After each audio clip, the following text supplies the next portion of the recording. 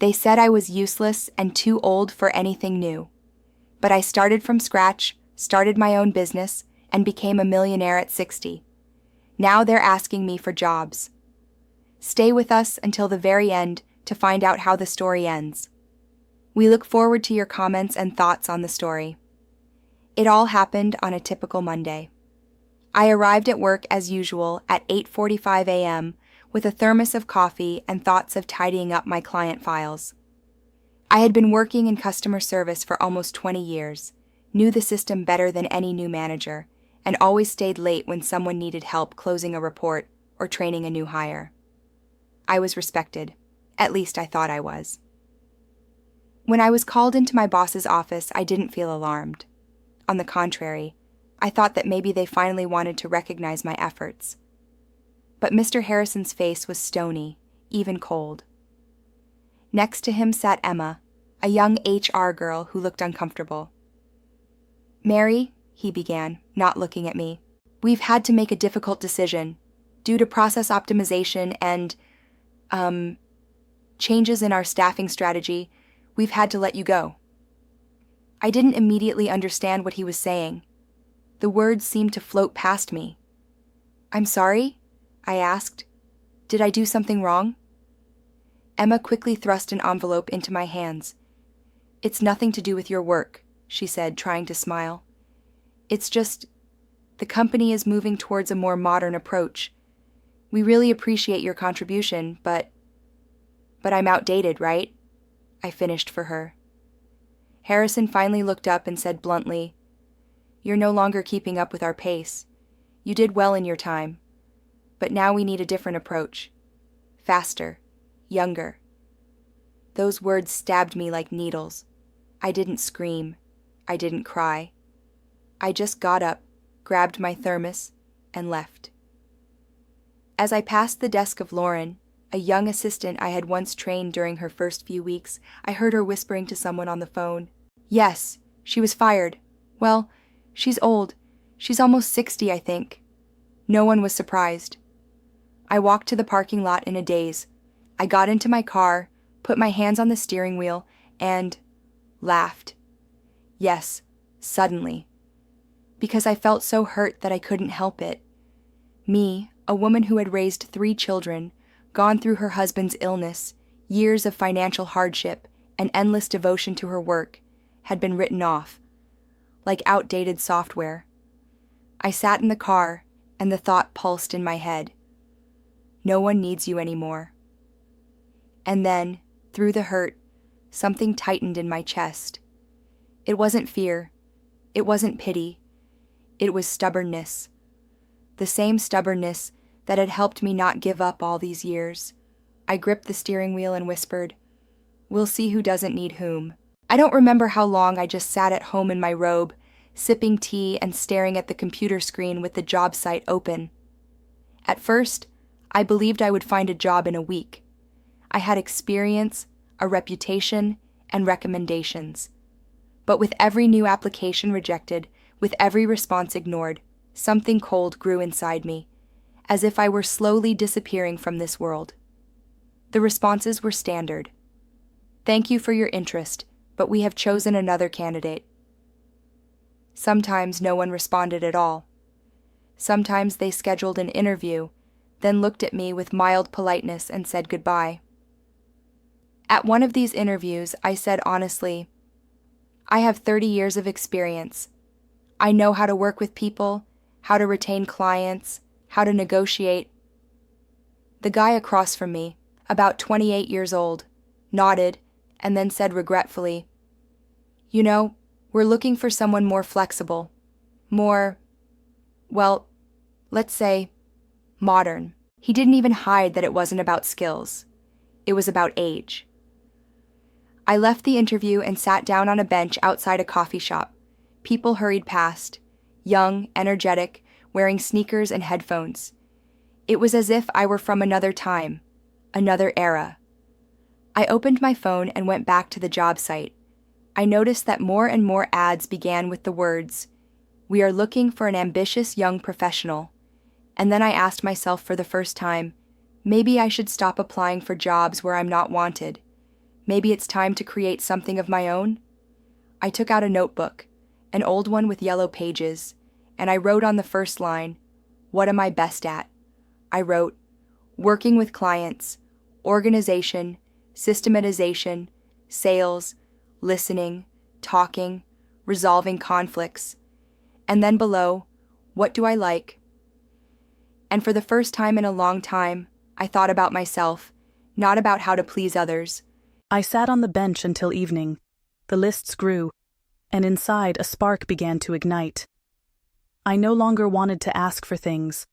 I wanted to build something. I didn't sleep all night. My thoughts jumped around like children on a trampoline. What if it works? What if it doesn't? What will people say? What would the bank say? Could I do it? I'm 60. Who starts a business at 60? And then I remembered how I started from scratch at 28, when I was left alone with 3 children and an empty refrigerator. Back then, no one asked me if I was afraid. I just did it because I had to. The next morning, I poured myself a cup of coffee, sat down at the kitchen table, and opened my laptop. I typed in small business, then business ideas for women, then how to start a business from scratch. It seemed like the universe itself was whispering to me, "You can do it." I remembered how many women had come to me for advice back in the office. How to fill out paperwork, how to write a letter to a client, how not to get flustered in a meeting. I always knew how to explain things simply, how to support, how to guide. Maybe this was my path? I wrote down consulting, support, helping other women over 40 find themselves and start over. It may have sounded naive, but I felt it in my heart. I knew what it was like to be written off, to feel like you had nowhere to go. What if I could help even one woman like that? That same day, I called Susan, an old friend. We hadn't seen each other in a long time, but when I told her what I wanted to do, she was silent for a second, then said, "Mary, I would have come to you myself. You've always been so confident. Let me help you with the website. I've wanted to do something for myself, not for my boss, for a long time, and you inspire me." I hung up the phone, pressing it to my chest. Tears came unexpectedly, not from sadness, but from the fact that someone believed in me, that I believed in myself. From that day on, I got up early, as if I were going to work. I looked for free courses on entrepreneurship, read stories of other women, and took notes in a notebook. Every step was scary, but I kept going, slowly but surely. Because if not now, then when? One of the strangest things is coming up with a name for your business. It's like naming a child, only instead of a tiny creature, you have an idea. Trembling, fragile, barely formed, but already infinitely important. I went through words like wisdom, second spring, me again, the beginning after 40. Everything seemed either pretentious or too simple. I filled almost 2 pages before settling on a phrase that seemed to come out on its own. I can still do it. I stared at those 3 words. They were simple, honest, and familiar to the point of tears, because all this time, that's what I'd been trying to prove. To myself, to the world, to my former boss, even to the mirror. I can still do it. I registered the name. Submitting the paperwork turned out to be much more complicated than I expected. Endless forms, codes, and incomprehensible lines on the tax office website. I sat at my laptop for 2 hours before giving up and calling John, my neighbor's son, who worked as an accountant. He arrived half an hour later, quickly sorted everything out, and even smiled. "You, Mrs. Ellis, are the first of all my clients who has decided to start a business at 60. I smiled. "Someone has to set an example, right?" He nodded and added, "And you'll definitely set one. I'll help if you need it." It was a small gesture, but it felt like someone had put a warm blanket over my heart. A couple of days later, I ordered my first business cards. They were simple: cream background, black font, and in the center, I've still got it: Consulting and Support for Women 40 Plus. Mary Ellis. I held one of them in my hands and couldn't believe it was real. That now I had something of my own. Not someone else's assignment. Not someone else's project. Mine. But with that came fear. What if no one responds? What if it all turns out to be just a beautiful illusion? The next day, I posted my first post on social media, with a photo of my business card and the caption, "I'm 60 and I'm just getting started. If you feel like a door has slammed shut behind you, I'll help you open a window." And you won't believe it. That same evening, 3 women wrote to me.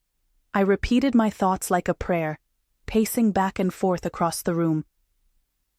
There were 2 cups on the table, one with coffee for me, the other for her. The first woman who decided to trust me. I went over and over in my head 1,000 times how I would start the conversation, what I would say, how I would sit, where I would put my hands. I was shaking with excitement. Like before an exam, only this time I was the teacher, the student, and the observer. Her name was Jenny. She was 47, and she wrote to me after my first post. "I've been sitting at home since I quit my job. I feel invisible. I don't even know why I'm writing to you." I replied, "Then you already know. You just haven't said it out loud yet." And then, at 10 in the morning, the doorbell rang. Jenny was slim, with her hair pulled back and a dull look in her eyes. It was as if someone had once lit a light inside her, but then pulled the plug. "Mary?" she asked. "Come in, Jenny. It's your hour." She sat down cautiously, as if afraid of disturbing the air. I poured her some coffee and we sat in silence. Then she suddenly started talking. At first quietly, then louder and more confidently, about how she had worked in human resources for 20 years, how her husband once told her that all she knew how to do was sort papers, how she stopped talking. "I don't know who I am anymore," she whispered at one point. I had said those words myself once, and then I replied in the way I had once wished someone had replied to me. "You are a woman who can start over, and I will help you do that." We started with the basics. We wrote down her strengths and talked about what she liked. It turned out that she was great at understanding people, giving support, writing resumes, and seeing the person behind the resume. "You know," I said at the end, "you could do what I do. Help other women find themselves." She laughed for the first time in an hour. "So I'm already on my way, if you can see that." When she left, I closed the door behind her and leaned against the wall. I wanted to cry, out of relief, out of joy, out of the feeling that I had been useful, that even if nothing else worked out, I had already helped someone. But deep down, I knew it was only the beginning. A week after meeting Jenny, I woke up to notifications on my phone. At first, I thought something was broken. 23 messages, dozens of likes, dozens of new followers. I sat up in bed and started reading. It turned out Jenny had written about me. It was a simple, sincere post. Today, for the first time in a long time, I felt like I had meaning again. Thank you to the woman who wasn't afraid to start over and gave others a chance. My business cards were attached to the post. And that's when it all started. People started finding me. First, friends of friends, then complete strangers. Some just wanted to talk. Some asked for help writing a resume. Some wanted to learn how to believe in themselves after a divorce or being fired. I started having 3 or 4 meetings a day. Some people came in person, others wrote to me on Zoom. I ate standing up, wrote down my meetings in a notebook, didn't have time to wash the cups, but in my heart, I felt like I was finally on the path I had always dreamed of. Only before, I was afraid to believe it. women from other cities wrote to me. They wrote that I inspired them. They wrote that they cried when they read my texts. Once, a former colleague who didn't particularly like me wrote, "Mary, I don't know how you did it, but I want to come see you, just to talk." I smiled, because I knew that meant I was doing something important. I wasn't selling illusions or promising miracles. I was just there, listening, supporting, helping them remember that each of us matters. But with that came anxiety. I woke up at night wondering, will I be able to keep this up? Will I be able to give everyone who comes to me what they are looking for? I wasn't a psychologist. I was a woman who had once been pushed aside and called old. All I had was experience and a heart. But sometimes that's all you need. One evening, I closed my laptop and poured myself a cup of tea when I heard a knock at the door. Standing on the threshold was a woman of about 50. Her eyes were the same as mine had been a year ago. "I don't have an appointment. I was just passing by. You're Mary, right?" I nodded. "Then please, just tell me it's not too late." I stepped aside and opened the door for her. "Come in. It's never too late." I was sitting at my desk checking my email when I saw a letter marked "Women in Business." I almost deleted it, thinking it was advertising. But something stopped me, and I opened the letter. "Dear Mary, we have been following your work and would like to invite you to speak at our annual conference for women starting new careers after 50. Your story is inspiring." I read the letter 3 times. Then I stood up, walked around the room, and sat back down. At first, I was thrilled. Then I was scared. Me? On stage? In front of hundreds of people? I don't have any degrees, training, or the title of expert. Who am I to speak on stage? That evening, I shared the news with Jenny. She just smiled. "Mary, you go on stage every day when you sit down in front of us. You are our role model. Can't you really see that?" More than 200 women gathered at the conference. When I was introduced, my hands were shaking. I stepped into the spotlight, looked around, and saw familiar faces.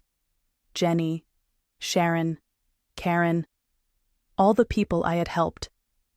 They were sitting in the front row, looking at me as if I had already said the most important thing. I began to speak. About how I was fired, how I sat in my kitchen with empty hands and an even emptier heart, about the fear, the anger, the struggle, but most importantly, about the decision that changed everything. I stopped waiting for someone to give me a chance. I gave it to myself. The room fell silent. Then the applause began. Not polite applause, but genuine applause. Some people were crying, some were nodding. I stood there in this stream of sound and realized that I was not alone. There were hundreds like me. Thousands. They just needed someone to be the first to step forward and say, "You can start over." After the speech, a woman in her 60s approached me. "I thought it was all over, but now I want to try opening my own little bakery." I smiled. "I'll help you write a business plan." And at that moment, I realized that my business had grown. It had become more than just a project. It had become the voice of those who were not used to being heard. And I was no longer afraid that I wouldn't be able to do it. I was in the right place. A couple of days after the conference, I received a letter highlighted in bold in my inbox. The sender was Harper & Company. Investments. I had no idea what it was. I opened it. "Hello, Mary. My name is Laura Harper. I was at the conference and heard your presentation. It made a strong impression not only on me, but also on my partners. We would like to discuss with you the possibility of expanding your activities in the format of a business school for women 50+. We are confident that you are the one who can inspire and change the market." I read the letter twice. Then I just stared at the wall. A business school? Me? The woman who was fired a year ago with the words, "Can't cope anymore"? I arrived at the meeting with Laura wearing the simplest outfit I had. A gray jacket, a long skirt, and a neat scarf. She turned out to be young, confident, and very attentive. We sat in a cafe while she listened to me talk about what I do. I still didn't understand why she wanted to talk to me. "Mary," she said when I finished, "you've already built a system. You have trust. People believe in you. We want to help you scale up. Rent a space, build a team, create an online platform. We'll provide the investment. You provide the management and vision." I swallowed hard. For the first time in a long time, I felt real fear. Not the everyday fear of, how am I going to make it to the end of the month, but the kind that comes when you're standing at the edge of a new life. I took a week to think it over. There was no one I could really talk to. But I talked to myself, with the same Mary who had once been written off, and she said to me, "If not you, then who?" And I agreed. A month later, we rented a small but bright space on the second floor of an old brick building. I hired 2 assistants, a programmer, and a woman who helped with paperwork. We hung a sign on the door. "The place where it all begins again." On my first day at the office, I felt something click inside me. I stepped out of the role of survivor. I became a creator, a founder, a woman who had made up her mind. That was just the beginning. That day, I arrived at the office half an hour earlier than planned. I wanted to check my presentation one more time, run through my speech, and calm down. The first wave was like the first breath of a new life. I felt not just like a teacher, but like a woman who, for the first time in her life, had not just a voice, but a stage. We were expecting about 20 participants. Some called and wrote in advance, sharing their concerns. "I've never run a business. What if I look stupid at my age? I have no experience, but I really want to try." I responded to everyone warmly, in detail, and with care. Because not so long ago I was in their shoes. 9 in the morning. The first students began to gather. Some wore jackets, some cardigans, some sneakers and notebooks in their hands. They were all so different. They laughed, got to know each other, poured coffee. One brought homemade cupcakes. I watched them with a slight tremor. We were just getting started, but already felt like a team. I opened the introductory class. I talked about the school's mission, about how important it is to believe in yourself, to learn, to try. And suddenly, my gaze caught something. A woman in a burgundy sweater, neat, with good posture, and a face that looked too familiar. Karen. We worked together 10 years ago. Back then, she was my boss on one of the projects. Strict, always cold. She was the first to say that I was too old for the pace of the market, and she was the one who signed my termination papers. Our eyes met, and I saw awkwardness in her gaze. She recognized me. I continued the lecture without missing a beat, although my heart suddenly felt heavy, as if someone had pressed down on it with their palm. After class, she came up to me. "Mary," she said quietly, "I didn't recognize you at first. Honestly, I didn't know much, and now, I'm one of those who came to study with you. It's only fair." I didn't know what to say. I just nodded. There was no apology. But there was something more. Recognition. And I think that was the moment I realized that I had truly grown up. If even those who once didn't believe in me come to me, then I must be doing something right. The second week of training came to an end. The women had gotten used to each other.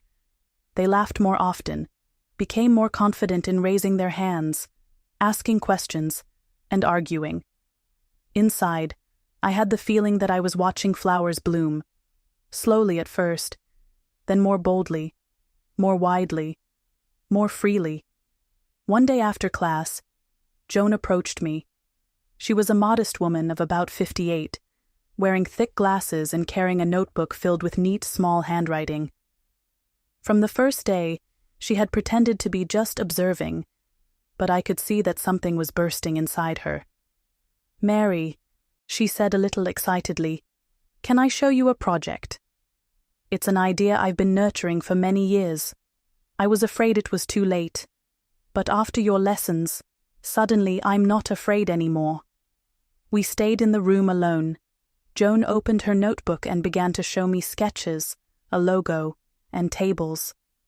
She dreamed of creating a delivery service for fresh, homemade, semi-prepared meals for elderly and lonely people. Simple, warm, delicious. She wanted to cook herself and involve other women like her. Not just a business, but care delivered to people's homes. "I think it could work," she said, and looked at me hopefully. I was amazed. The idea was wonderful. But what struck me most was her. Joan, who a week ago could barely say her name in front of the group, was now standing in front of me with a mini project and sparkling eyes. "Do you want to try doing this together?" I asked. She froze. "Really?" Really, if you're ready, a spot on the website, help with organization, even a mini grant, will make it happen. This was exactly what I wanted to see, a woman who had decided not to give up. A month later, we launched a pilot project. The first 10 orders, 3 cooks, a simple website, and phone calls. "Hello, is it true that you'll bring me a cake like my grandmother used to make?" It was our little triumph, not the kind you see on the cover of a magazine, but it proved that it was working, that my school was alive, that change was possible. That evening, Joan brought me a box with a pie and a note. "Thank you for giving me a voice. It's the first time I've ever heard my own." I cried, with joy. Success never comes when you expect it. It comes on a Sunday evening when you decide to wash the windows and put on your favorite music for the first time in a week. It comes in the form of a phone call that makes your fingers tremble, even though the voice on the other end says calmly, "We'd like to discuss a partnership." A little less than 3 months have passed since the launch of the first stream of the school and Joan's project. Time flew by like a kaleidoscope. Presentations, logistics, assistance, mentoring, meetings, joy, fatigue, late-night conversations. But everything we did was real. First came a letter from the Women's Entrepreneurship Development Fund. Then a letter from an entrepreneur in a neighboring state. Then a call from an old acquaintance. "Mary, I heard you're doing something incredible. Can I take a closer look?" And finally, the first application from another city. A woman who wanted to buy a franchise for our service. I sat in my small studio, surrounded by boxes of files, the smell of coffee, and fabric for new aprons, and couldn't believe it. This wasn't just a school anymore. It was becoming a system. "We need a bigger space," Joan said at the planning meeting. "And a couple more people on the team. I can't handle it anymore." "Do you want to manage on your own?" I smiled. She laughed. We both understood that this was beyond our initial plan, and that was scary, but exciting. I called my daughter. "Mom, I'm proud of you," she said. "And if you want, I'll help with the paperwork. You've helped me for so many years. Now it's my turn." I cried. Again. But this time it was out of pride. Not for myself, but for the fact that everything I had given to this world was coming back to me. Quietly. Precisely. Truly. We began to draw up a large-scale plan. We updated the website. We rethought the name. We collected ideas in a huge table. I got a business partner. Joan got her own team. And in the evening, as I looked at the lamp in my window, I thought, this is probably how people feel when they decide to take a risk and finally choose themselves. And just 6 months ago, I was sitting in my kitchen thinking that it was all over. Now, it was just beginning. When I got a call from a local TV station, I thought it was a prank. The woman on the phone introduced herself as the producer of a popular morning show and said they had heard about my project, about the school, about the deliveries, about women who started from scratch after turning 50, and most importantly, about me. "We would like to invite you to the studio." It will be live. To talk about your story. It's very inspiring," she said confidently. I froze. All my life I had stayed behind the scenes, behind the counter, behind the curtain, at the back of the hall, helping, supporting, organizing. And now, on stage, in front of the camera, in the spotlight, in front of everyone. "I'll think about it," I said then. But that evening, when I looked in the mirror and saw my reflection, which was no longer that of a tired woman, but me, the real me, with my back straight and my eyes clear, I dialed the number and said, "I'll do it." On set, I was so nervous my knees were shaking. They put makeup on me, did my hair, and sat me under bright lights. Then the host, a lovely woman in a sea blue suit, smiled and asked, "Mary, do you remember the moment when everything changed?" I closed my eyes and said, "Yes." It was the day I was fired from my job. They told me I was too old, that I was now dead weight. And then I decided that if life says no to you, you have to say yes to yourself. The show turned out to be warm, honest, without pretension. I talked about how Joan baked pies, how one of our students started her own sewing business, how women over 60 launched a website for the first time, how they cried with joy when they received their first order. And then the camera turned off. I went outside, breathed in the autumn air, and noticed someone waving at me. "Are you Mary?" A woman approached me. "I saw your interview. You are incredible. My mother wants to come to your school. Is that okay?" I smiled. "Of course. You are welcome." And at that moment I realized I am being seen again, heard, respected, and I built all of this myself. I opened the door and froze. Standing in front of me was a man I hadn't seen in almost 3 years. A man who, with one cold gesture, had once put an end to my career, saying, "You're no longer right for us." William Clayton, former department director, former big man. Former, as it turned out, not only in my past, he looked different. His once perfectly pressed suit had been replaced by a regular jacket.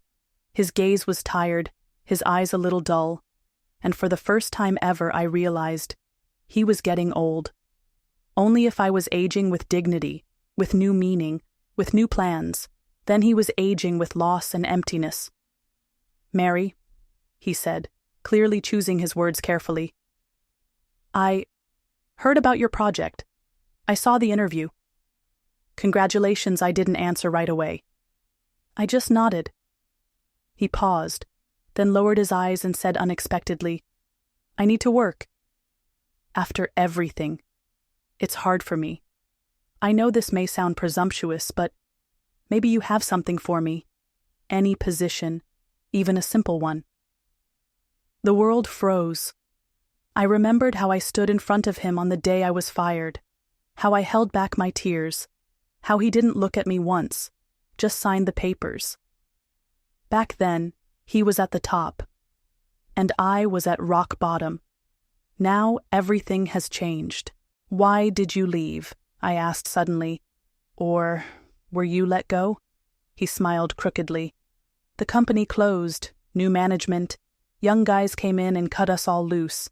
Now I'm just one of those people who don't get called back." I looked at him and felt no anger, only a strange, heavy sympathy and satisfaction. Not schadenfreude, no. Just the understanding that life puts everything in its place. "We don't have any vacancies right now," I replied gently. "But if we do, I'll think about it." He nodded, thanked me, and left. Without pride, without drama, he just left. I closed the door and stood by the window. The world was strange, but on that day I felt like another painful chapter of my life had closed. Now it was time to move forward. Every morning, I found myself thinking more and more. This was no longer a hobby club, a temporary pastime, or something I had taken up in my old age for the soul. This was real work, with schedules, clients, commitments, and results. And more often, women came to me not just to learn, they wanted to join, to be part of something bigger. "Mary, you should register the brand," one of my students said. "It's already a name. People will recognize you. They'll recommend you. It could become a school across the country." I shook my head. "What brand?" "We're just making jam and sewing aprons." "Exactly, but you're missing the point. You're giving women hope. And that's the most valuable thing there is." At first, I resisted. I felt that if I gave it a big name, registered it, and applied for a license, it would lose its soul. But then, when I saw one of the graduates open her own cafe with a sign that said "Mary's Student," and another open her own gift shop, I realized that we had grown. I sat down at the table. I took a sheet of paper, and for the first time, I wrote, "The Second Bloom." That's what we decided to call the brand. It reflected the essence. Women who are tired, forgotten, lost, blossom again. They start living. They teach others. They do what they've been putting off their whole lives. We launched the website. We designed the logo. And I, albeit with some trepidation, appeared in a video talking about our school. I was afraid of the camera and didn't like my voice, but I did it. Because now it wasn't just me. There was an idea, a team, a family, and then, a couple of weeks later when we opened our first full-fledged studio with display windows and a class schedule, a woman walked by. She stopped. She looked at the sign. "Oh, Second Spring? Is that you? Mary? I saw you on TV. My sister takes your classes. Can I sign up?" I nodded. "Of course. We always have room for a new spring." And that evening, as I sat alone in the kitchen with a cup of cocoa, I thought, if someone had told me on the day I quit my job that things would turn out like this, I wouldn't have believed them. And now, this is my reality, my story, my choice.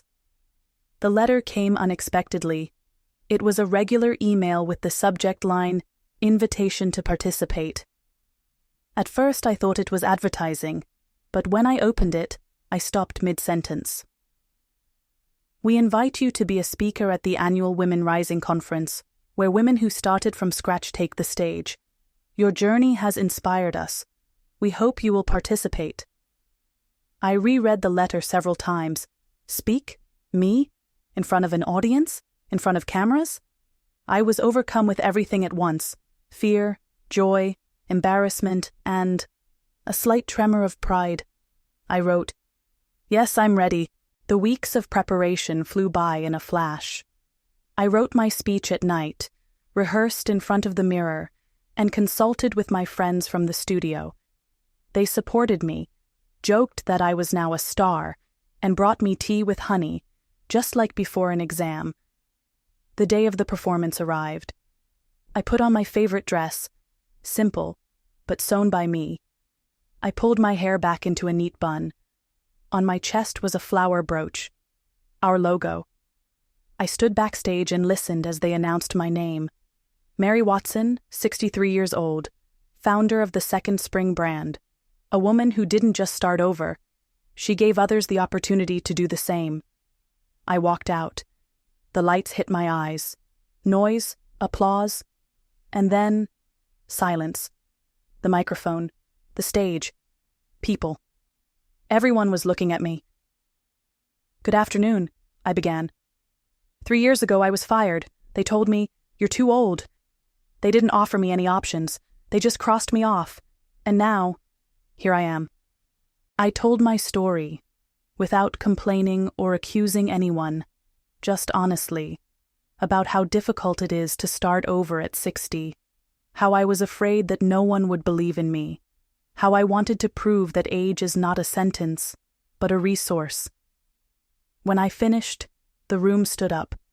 People applauded standing up. I saw faces in the room, young and mature, women with tears in their eyes, women with smiles, women whom I may have just given hope to. And then I realized I didn't just build a business. I had become a voice, an example, a source of hope. One Monday, when I arrived at the studio early as usual to put the kettle on and open the windows, there was an envelope on my desk.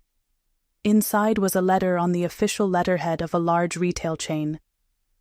They were offering to buy my brand. The Second Bloom, for a round sum, a very round sum. Enough to live comfortably for the rest of my life, buy a house by the ocean, and never work again. The letter contained words that sounded flattering. Your project is inspiring. We want to scale it up. Your story deserves national recognition. But between the lines, I could read something else. They wanted control, format, pure profit without all the emotional nonsense I had built my school on. I sat staring at the letter and thought. Once upon a time, I dreamed of just finding a job. Then, I just wanted to not die of loneliness. And now they were offering me to sell what had become my purpose. But with that money, I could do so much. Wasn't it worth at least considering? I showed the letter to the girls on the team. Some were delighted. Mary, you're getting rich. This is success. But then they added, but without you, it won't be the same. Without your warmth, your story, your lessons, Second Spring will just be another craft class. In the evening, I came home, made myself some tea, and sat in silence for a long time. Then I opened the folder with the first photos of when we were just starting out. 4 women, 2 teapots, a sewing machine, and a poster written in marker. I remembered how I cried with happiness when the first student arrived. I remembered every story, and I realized, if I sell all this, I will betray not the brand, I will betray myself. I wrote a polite, grateful reply, but declined. Not because of principles, not because of pride, simply because money is not always success. And sometimes success is waking up and knowing, I am where I belong. The next morning I came to the studio and said with a smile, girls, we're staying. This is our spring, and may it always be ours. It was a typical Tuesday. The studio smelled of lavender and powder, the clinking of teacups could be heard from the kitchen, and the students were chatting at the counter. I was looking through resumes. We were looking for an administrative assistant, someone who would keep things in order, buy supplies, and meet couriers. There was a folder on the table. I opened it and stopped. Name, photo, age, experience. Michael Bennett, my former boss. The man who had told me 4 years ago, I'm sorry, Mary, you're no longer a good fit for us. The man who hadn't let me say a word in farewell. The man who had once crossed me out of his life like a column in a table. Now he was applying for an assistant position. Him, the one who once decided the fate of others. His resume was modest. The last place of employment section was blank. There was only one number in the references section. The cover letter contained a simple sentence. Looking for any job, willing to start from scratch. I stared at the piece of paper for a long time. The girls and I exchanged glances. They were waiting for me to say something. I took a deep breath. Invite him in for an interview, I said. Are you sure? Absolutely. He came in the next day, aged, tired, without his usual arrogance. Hello, Mary, he said quietly. I understand how this looks. To be honest, I didn't even hope you'd open the folder. But I've lost everything. The company was sold, the position was eliminated, and younger employees were cheaper. I have no one, and you're the only person I could ask for a chance. I'm not asking for much. I was silent. Then I smiled. Michael, we start our mornings with a cup of herbal tea and gratitude. You'll have to learn the new rules. He nodded, not believing me. And I thought, I don't hold grudges. I just keep on living. And if someone once told me that I was old and useless, that doesn't mean I can't become someone who gives others a chance. Michael started small. He came in early, opened the windows, took out the trash, swept the floor, and made tea. He was never late, never argued, never lazy. He didn't complain, even when he had to carry heavy boxes of fabric or wipe paint off the floor after working with the children. He just worked, but I saw how my girls looked at him. Suspiciously, with suspicion, some with outright irritation. To them, he was just some random man who had somehow ended up among us, in our cozy, almost homey women's world. One evening when most people had already left, I stayed behind with a couple of girls to prepare the room for an exhibition. They approached me cautiously. "Mary, I'm sorry, but who is he? Why did you bring him here?" I paused for a second, and then I suddenly felt that I didn't want to hide it anymore. "He's the man who fired me. He said I was old and no longer suitable for the job. I was 59 at the time." I left the office empty-handed and feeling like my life was over. He didn't even offer me a chance to say goodbye to the team. He just crossed me off. The girls froze. I continued. But that was when I first seriously wondered, is all this true? Or have I just been made to believe that I'm not capable of anything? 3 years later, we have our own studio. Hundreds of students, exhibitions, orders, master classes. We inspire women. We give them a second spring. And now it's my time to forgive. Because strong women don't seek revenge. They just move forward. They were silent. And then one of the girls hugged me. "You're incredible, Mary. Thank you for teaching us to be better." The next morning, Michael brought coffee for the entire studio. And a postcard. It said, "I'm proud to work for the most deserving woman I've ever met." And at that moment, I realized that everything really fell into place. The letter arrived by email late in the evening. I hardly checked my mail at that time. In the evening, I tried to drink mint tea, wrap myself in a blanket, and read. But something made me open the laptop. The subject line of the email read, "Invitation to the Second Spring Conference. Inspiring Stories of Women Over 50. I reread it several times. I thought it was a mistake, spam, or not to me. But the letter was real. I was invited to speak about my journey, how I started everything from scratch, how I built a business, and how I didn't break down. There were words that made everything inside tremble. Your path is an inspiration for thousands of women who are just beginning to believe in themselves. We would be happy if you could become the voice of those who were written off, but who won anyway." I sat in silence. And then I called Julia, my very first student. You won't believe it. She screamed into the phone with joy and started crying before me. A week later, I was standing on the stage of a large hall. There are hundreds of eyes in front of me, women of different ages, professions, and destinies. They looked at me with hope, with interest, with warmth. I've told you everything, without hiding it. About how one day I heard that I was useless. About how I woke up crying one day. How she tried to find a job and suffered rejection after rejection.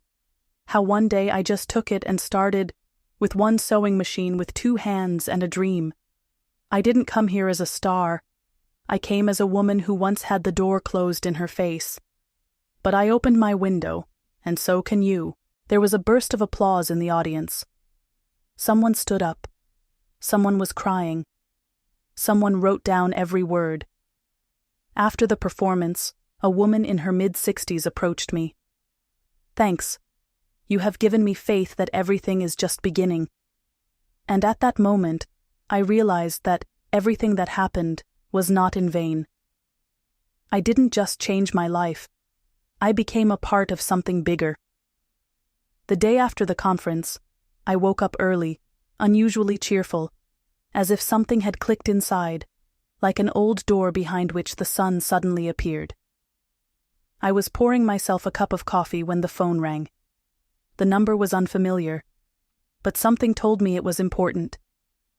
"Mrs. Harrison?" A polite male voice rang out. "My name is Richard Clayton. I was at your presentation yesterday. You shocked everyone. I thanked him, trying to remain calm, even though my heart was already beating an anxious march inside. I'd like to meet with you if you have time. I have a suggestion. We agreed on the morning of the next day. He arrived on time in an expensive suit with a leather briefcase, but without unnecessary arrogance. His eyes were alive, attentive. "Mary," he began, "your journey is not just a success story, it's a brand. What you have done can be an example for thousands of women.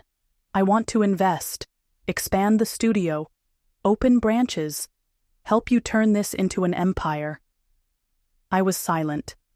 I, who was once looking for a job in a supermarket, have now heard investment offers. He continued, "It's not just about profit. It's about the mission. Your project is not just a business. This is hope. And I want to be a part of it." We talked for a long time. He showed me calculations, plans, and sketches. And I felt a strange feeling arise inside. I'm not afraid anymore. I'm ready. "I agree," I finally said. "But with one condition. Each studio will be opened by a woman who was told that she was too old. I want us to give back power to those who have been robbed of it." He nodded and shook my hand. "Then we'll begin." So, at the age of 63, I wasn't just running a business. I was expanding it, scaling it up, passing it on to others. And now, it wasn't just students who came to see me. Future owners of their own studios came to me, women who are ready to start from scratch, and each of them has heard my story. To remember the main thing, age is not an expiration date. It's an experience. It's a power. It's the right to choose yourself. I haven't been to my hometown for more than 2 years. I avoided everything. There are too many memories, both good and painful. But now something in my chest told me it was time. Not to prove it. Not to seek revenge. Just to walk through the streets where I once walked with my head down and look up. When I got out of the car, the air seemed different to me. It's the same, but it's like I'm breathing it differently. I was walking along the old street, past the bakery that had once been my solace on bad days, and I felt my insides pounding with excitement. The office building where I was fired has not changed at all. Only the sign has become more faded. I stopped in front of the entrance, and suddenly the door opened. Mr. Langton was standing in the doorway, the boss who told me to my face, "You're not needed anymore. Young people work here." He recognized me, unmistakably. "Mary?" he said, raising his eyebrows in confusion. "I can't believe it. I've been reading about you. You're all over the country now. Congratulations." He paused, as if he didn't know what to say. I nodded politely. "Thanks. I'm just doing what I love." He stepped aside a little, and I realized that he wanted to say more, but he couldn't. I walked by, calmly, not with reproach, not with contempt, with dignity. On my way out of town, I went into a small cafe. Susan was sitting there, a former colleague who had once refused to come to my defense. "Mary, I saw your interview. I'm sorry I didn't say anything then. You're strong. I always have been." I sat down next to him. We ordered coffee. And for the first time in a long time, I felt not anger, not pain, but quiet freedom. Sometimes you have to go back, not to prove something to others, but to see how far you've come, and smile to yourself. At our new studio in Boston, I conducted the interviews myself. I didn't need to delegate. I wanted to see the eyes of those who come to me not just for work, but for hope. We weren't looking for perfect resumes, but sincere hearts. At the 4th hour of the reception, she entered. A woman of about 58, in a strict dark suit, with a neat hairstyle and a tired but proud look. "Good afternoon. My name is Martha. I was an accountant in a logistics company for 25 years, but we were optimized. The new team decided that the young ones will cope faster. I've been looking for a job ever since. I'm sorry to come. I have almost no experience in the beauty field. I smiled. It was me, 5 years ago.